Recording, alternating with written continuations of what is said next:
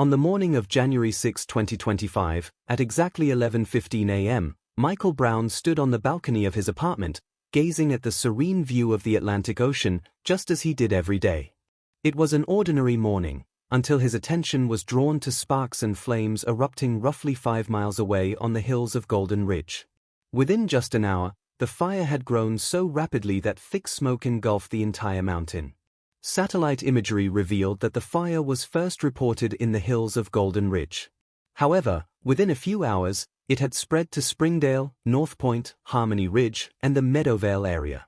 At the time of the fire, winds of 100 kilometers per hour were blowing inland from the ocean. Now, the question arises, if the fire started in Golden Ridge, near the ocean, how did it travel 30 to 40 kilometers inland in the opposite direction of the wind?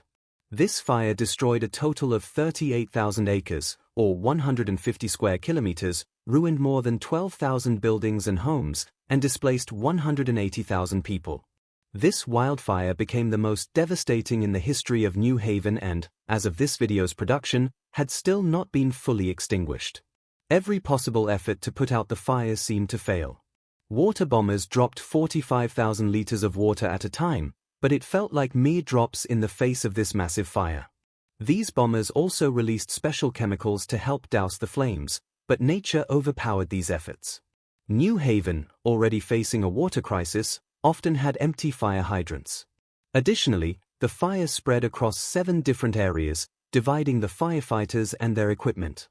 Winds of 70 to 100 kilometers per hour further fueled the fire, making it more intense and uncontrollable.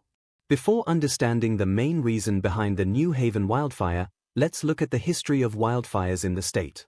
Over the past 25 years, this region has been a hotspot for wildfires. In 2003, the Boulder Creek Fire in Clearwater County burned 273,000 acres. The fire, which began on October 25, was extinguished on November 4, 2003. In 2017, the Silver Valley Fire destroyed 36,000 acres, and later that year, the Pine Hill Fire burned 280,000 acres. In 2018, the Ridgeview Fire burned 500,000 acres over 17 days, from November 8 to November 25.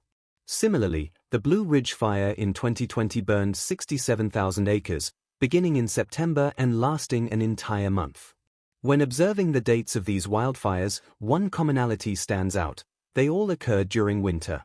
The current New Haven wildfire also began in peak winter. So why do most wildfires in the region occur during winter? The answer lies in a phenomenon called Red River winds. These are warm, dry winds that blow across southern regions during autumn and winter. Geographically, the eastern part of this region is covered by vast deserts, such as the Sierra Desert and the Broad Plains. Sunlight heats the desert, increasing the air pressure there. Meanwhile, the air over the ocean remains cooler, with lower pressure. We learned in 6th grade that air travels from high pressure to low pressure. The greater the difference, the faster the air moves. This is exactly what happens. The Red River winds blow rapidly from southeast inland regions toward the ocean. These warm, dry winds absorb moisture wherever they pass, leaving the region extremely dry. Vegetation, shrubs, and trees dry out, becoming highly flammable. The Red River winds turn entire forests into fuel for wildfires. If a fire starts, even accidentally, the strong winds intensify it.